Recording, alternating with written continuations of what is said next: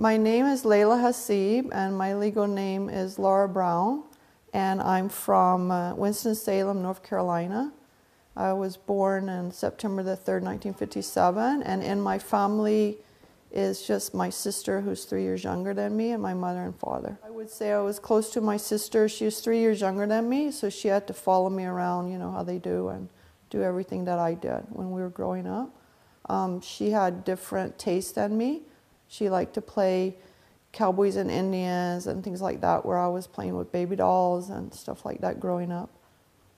So we were a close family. So I went to Ardmore Elementary School, which is the same school that my mother attended as a child. My mother's from Winston-Salem also, and she was the only child. And then I also went to Reynolds High School, which my grandfather and her also attended. I think the main thing in growing up with the school was the schools were integrated. So when I was in grade 9 is when they integrated the schools. So before that, the white kids were going to one school, the black kids were going to a different school. And then in grade 9, we were bused across town to the only black senior high school. So everyone had predicted riots at the school. It wasn't like that at all. When I got there, everything was fantastic. So for 2 years we were at that school, and then for grade 11 and 12, we were back at our regular high school. So those children, the black children, had to come to our school. Growing up, I knew like 3 black people until grade 9. I knew my best friend had a maid. There was a boy that was living in our neighborhood, but I didn't know why he was living in our neighborhood, because black people didn't live in our neighborhood. Anyway, he was younger than me. He was my sister's age. And then my grade 4 teacher, reading teacher, was black. And then my grade 7 or 8, I can't remember now, science teacher was black. That's all the black people I knew until grade 9. So it wasn't like what we thought or what people thought it was going to be at all. The children were accepted. I wouldn't say that the grown-ups were at that point. So I wouldn't say that my mother and father were at that point at all. Yeah, so that's about school. And then we were Presbyterian. So my mother was raised as a Moravian. In Winston-Salem, the Salem part means Old Salem. So Salem was a Moravian town, and then it incorporated with the town of Winston. And it's kind of like the Amish or the Mennonites or something like that.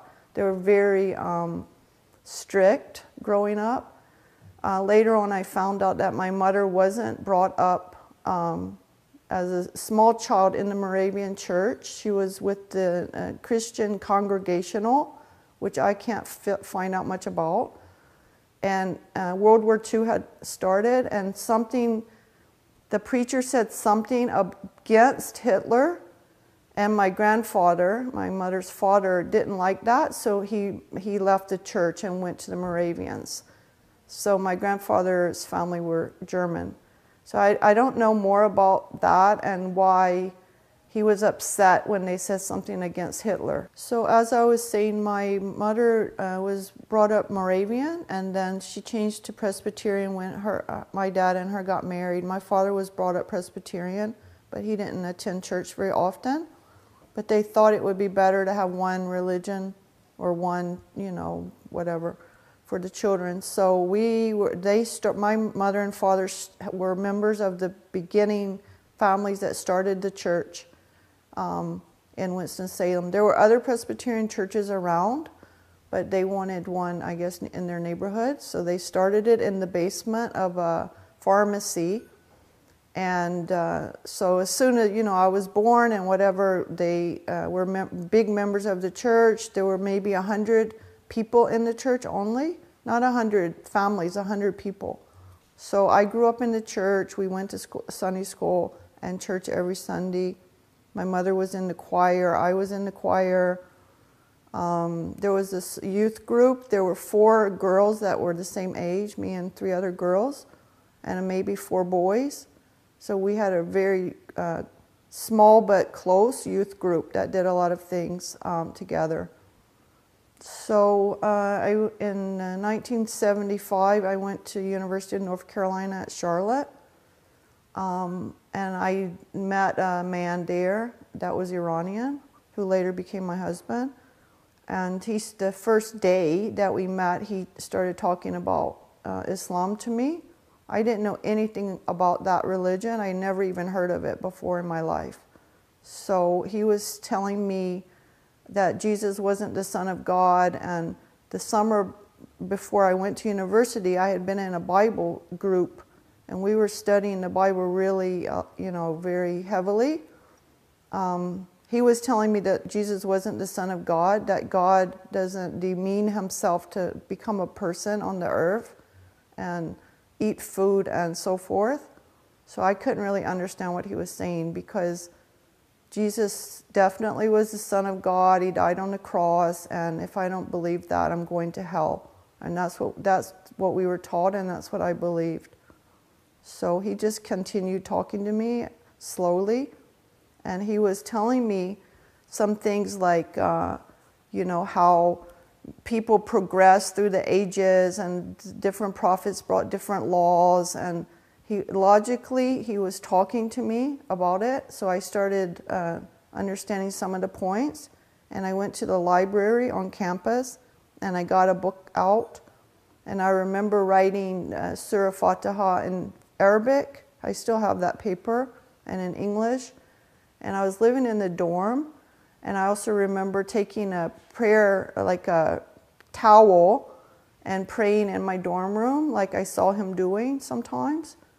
By this time, we were going out together. And so I just had different questions for him. Some of them he could answer, some of them he couldn't answer.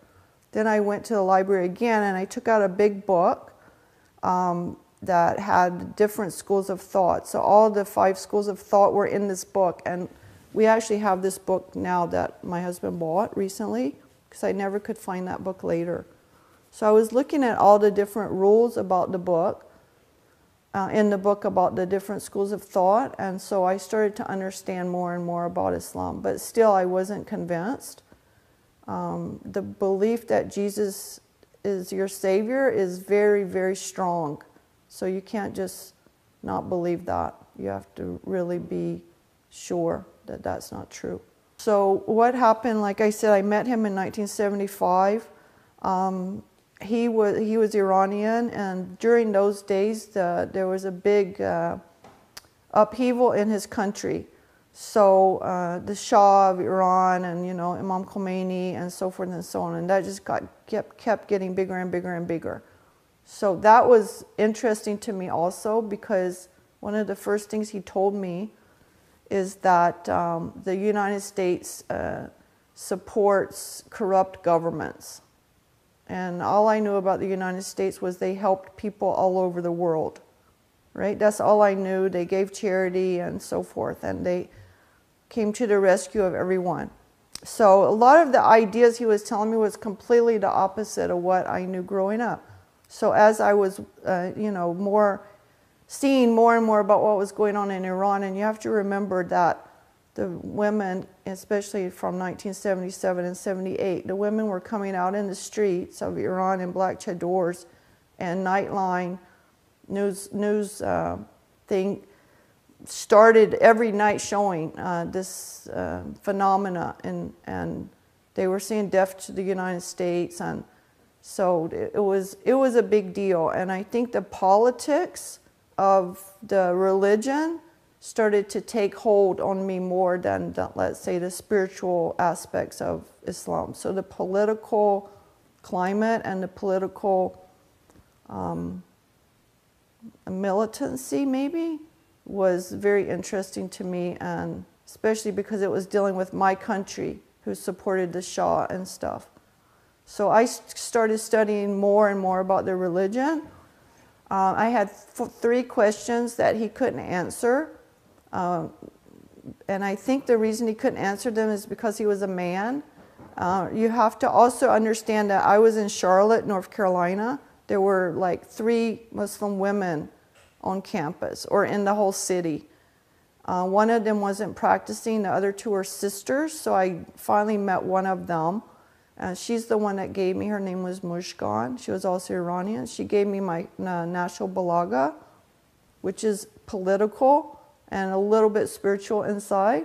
So that helped me a lot to understand what was going on with the Prophet and things after his death and so forth, and what Imam Ali alayhi salam was saying in National Balaga was very helpful. I also had bought a Quran that I later found out was an Ahmadiyya Quran, which at that time I wouldn't have known anything about that. But I was reading the Quran with a questioning mind. So he said that the Quran is a miracle. Okay, that doesn't make any sense. Jesus walked on water. Jesus healed the sick. Those are miracles. The Quran is a miracle. He said it's never going to be changed. There's no mistakes in it. So I read it looking for mistakes, and I still have it. You can see little question marks beside some of the ayats. So I just continued studying. This took 4 years.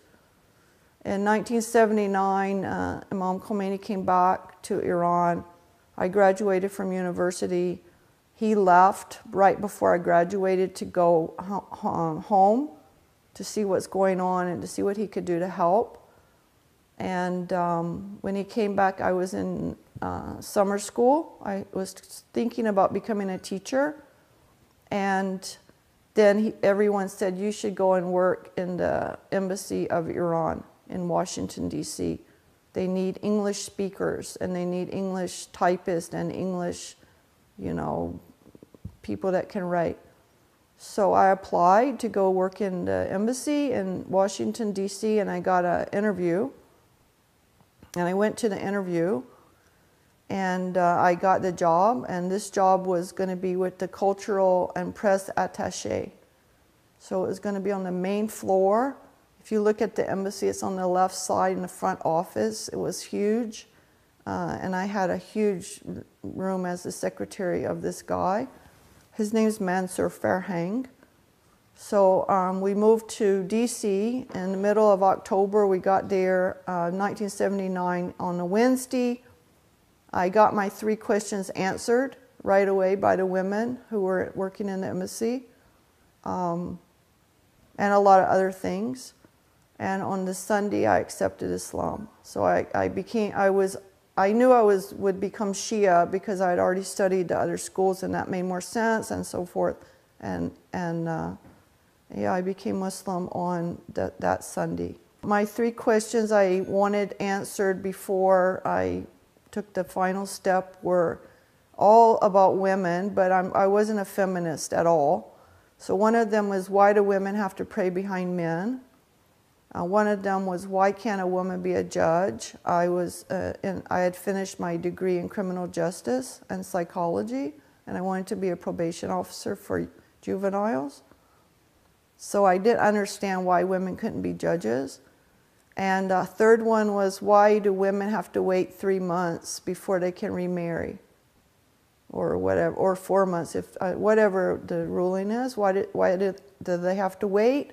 And why can men get married like the next hour or whatever? I didn't understand that didn't. So they were equality questions more than anything. So of course I got those answered very easily by the women that were in the embassy. And women don't have to pray behind men. For example, if you're married, you can pray side by side. If you look at Hajj, women are praying beside men. In the streets of Tehran, for example, on Friday prayers, women are praying beside men, but they're streets away. So the main reason that you see women praying behind men is because just for privacy, because nobody wants to be doing sajda in front of men like that, really, because it just doesn't make sense. The judge part is more because women are emotional, and they will feel sorry for the criminal, I guess. I kind of understand it. I'm not 100%. I kind of understand it, yeah. that, you know, women could be swayed more by the sad stories of someone and give them a lighter sentence maybe or something. But I don't really see why that would be wrong. If they gave them a lighter sentence, they could help them. And the other one is women have to wait to be remarried because she might be pregnant and not know it, and then no one would know whose child it is. So if she was, you know, already pregnant and then she remarried, and then you would never know who the baby's father was, and that would be crazy because maybe later on that child marries a relative, a close relative, or something like that. So those were the three questions that was keeping. By that point, I had already known that Jesus wasn't the Son of God and so forth. I knew that. And I knew that the United States wasn't like the best country in the world. So I had grown over those 4 years a lot, and to become a Muslim now was just something simple, right? We were living in the residence of the embassy, which is the building. If you look at the embassy today, it's on the right side of the building of the embassy. It's a huge building on the corner, and we were staying there before we found an apartment. Me and my husband were staying there, and so we used to eat in the embassy. They had a huge, you have to remember this embassy was, you know, used and made from a long time ago, and the Shah's people were there and so forth. So anyway, in the back they had a couple of cooks, and they had a huge dining area and kitchen area. So we were eating, and the women sat separate from the men and blah, blah, blah. But anyway, we were eating, and then I decided I'm going to get my questions answered, and I'm going to talk more and see, you know, everyone was nice to me, but I wasn't a Muslim yet, and everybody knew that. I wasn't wearing hijab or anything like that. I was just there working as an American English speaker with the big head guy that was, you know, in the front office. So anyway, after I told him I'm going to talk to the women, so I asked the ambassador's wife, who was American, she was an American sister, that I wanted to speak to the women about Islam and stuff. So we got together, and we were just sitting in a little circle there. There was maybe about 8 of us, and she was the only other American. There was a Palestinian girl, and the rest of them were Iranian. So I asked my questions. They told me so logically and easily, and then I said, okay, I want to become a Muslim. So that's how I just did the Shahada right there, and that was it. And then one of the men's wives, her name was Perry, made my first scarf for me, which was a black scarf, and I wore that for maybe 10 years. I used that scarf. So she brought it to work the next day, and yeah, I had already bought, you know, to work in the embassy, you want to look nice, you want proper clothes, so I already had a skirt and a jacket and blouse, so I just wore long tights like they wear today, all the women. I just wear long black tights, and then one day Miriam Aga, who was the ambassador's wife, who I said was an American, she came and she said that I wasn't dressed properly. So that kind of really made me mad. But now thinking back, she was the only one that had the nerve to say that, because I wasn't dressed properly with the tights. I mean, my skirt came below the knee. Yeah, so I was very upset about that, and then I realized later on that she was the only one that had the nerve or really cared about my religion and how I practiced, and to make me a better person, and I appreciated it later on. So I just altered what I wore with a long skirt to the floor. I only had the one scarf. I tended to favor black anyway, so I had the black scarf kind of went with whatever I had. So, yeah, and then as I became more and more, I guess, active, I needed other clothes. So I couldn't wear like a long skirt and the same jacket everywhere I went. So my mother started to make my clothes for me.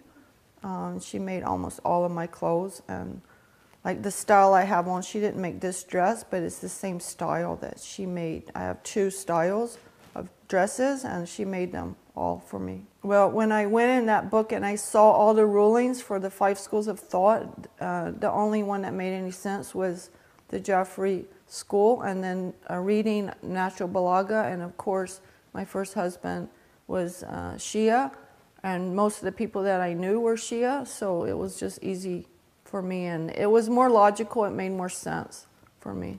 The summer before I went to university, we were in a Bible group, and we were very active in the church with our other group. So there were 2 groups. There was the 4 of us, the 4 girls with the 4 boys, and then there was another Bible study, and there were other people in this Bible group in the summer. When I was in the university in the dorm one day, I saw the head girl. She was older than me by maybe 3 years. I saw her in the dorm drunk. And I knew that she wanted to become a nun. All the people in the Bible group weren't Presbyterian. They were from different people groups. So anyway, she had wanted to become a nun, and I knew that because she had talked about it the whole summer. So now I saw her drunk. Like, she couldn't even walk. And the girls were taking her from, the area into she was on my floor, onto the elevator. And I saw her. And that right away made me hate what we had been doing, because it was like hypocrisy. I couldn't understand that. Like, how could you want to become a nun and now you're drunk in public? I didn't understand that. So that affected me a lot. And then just, talking to him and going through all the steps, getting my questions answered, doing the research, asking a lot for help and stuff. It was an easy transition, although it took a long time. And I think the main reason it took so long was because there were no women in Charlotte to ask or to be with. That helped a lot, to be with other women.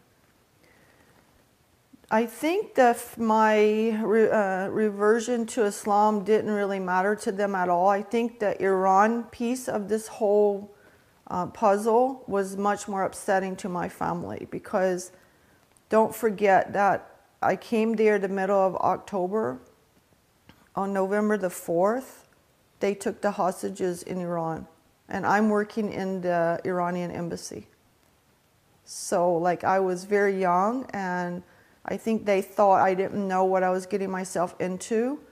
How can I be working in the Iranian embassy while they're holding American hostages in Iran? And so I think that was a lot more upsetting to them. We never discussed it. I recently found some of the letters that I wrote to my mother and father when I first got to the embassy. They're quite interesting, actually, because I typed them on embassy stationery and sent them to my parents. So that was pretty interesting to read. Yeah, so the Islamic piece really didn't bother them. My mother started making my clothes for me. Like, no one ever asked me anything about it or cared about it, or it was just, it wasn't a subject we discussed, and neither the politics about what was going on. They never said, we don't want you working in the embassy or anything like that. So it was just kind of like no one talked about it, but I knew that that was more upsetting to them. My first husband, I never mentioned his name is Faribors, which was very difficult for everyone to pronounce. So his other name was Abu Qasim, so he told everyone his name was AB. So that's what people called him, but I always called him Faribors. So when I married him, I was 20 years old, and I was I was in university in my 3rd year. And my parents, they never said a word about him. They never were upset about that he's Iranian, or what they used to say they were Persian, and now they're saying that again. But anyway, they didn't care. No, I think the thing is a lot of people in the South don't really tell you what they're feeling. They tell other people. So maybe my mother talked about it with her friends, and my father talked about it, but to me, I wouldn't know that. And my mother and father never interfered in my marriage to him. It was only after that I found out some things that they didn't like, You know, it wasn't during, so they never have said anything. I found out later on from my sister that when they took the hostages, that my father was very upset about it. But I didn't know that. He never told me that. So she said at one time she came in the house and my father was yelling about me, my husband, and the hostages. And my sister said, but they didn't take the hostages. Like me and my husband, we didn't do that. But I was working in the embassy, don't forget. So, but I didn't know that. I'm working in the embassy, and then in April of 1970 and 1980, they broke relations with Iran. The United States stopped relations with Iran and shut down the embassy. So we had to, another important part of this story is during the time when they took the hostages, like I was working for the cultural and press attaché. So he was the one that was on TV talking about everything to the American people.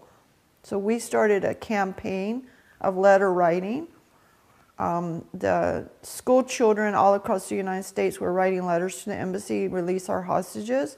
So that was my main job now for the rest of the time I worked in the embassy. In April, they shut the embassy down. My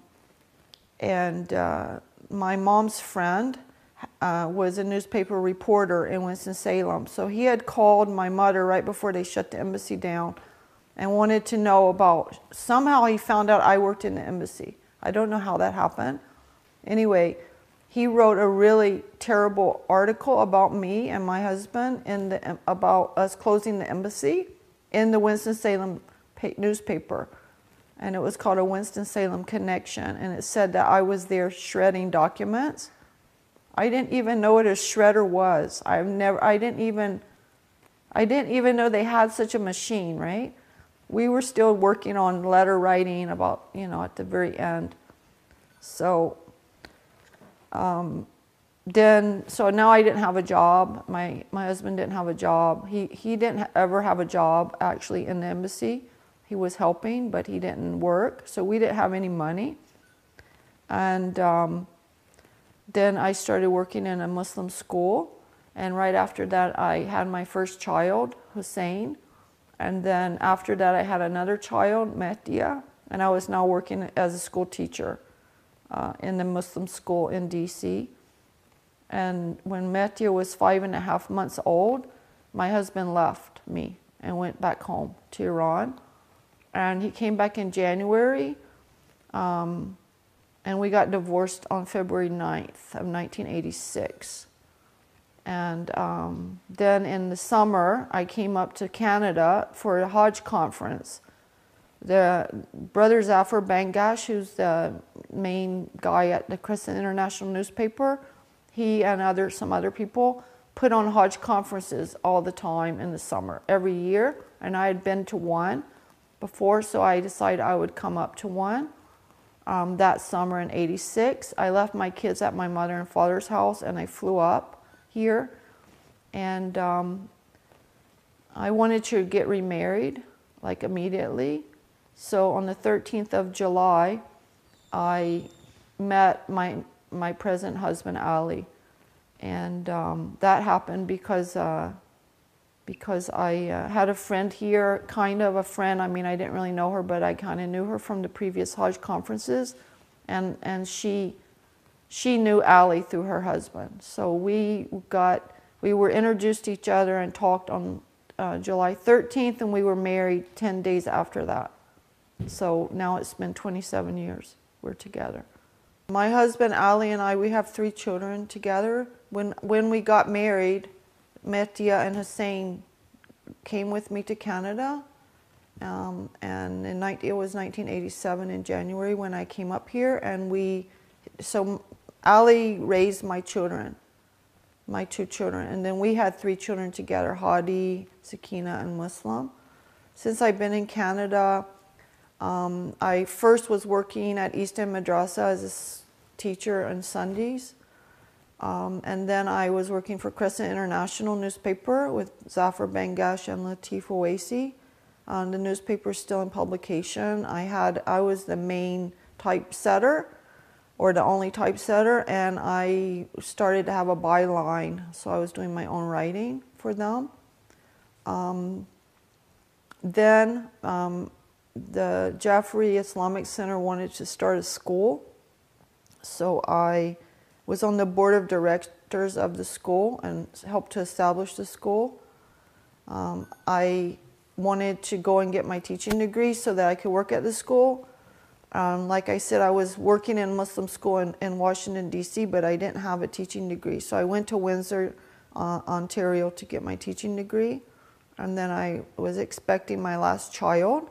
So I wasn't hired for the job, even though I was on the board of directors, which was very upsetting to me. And it was very hard to recover from that, not getting hired.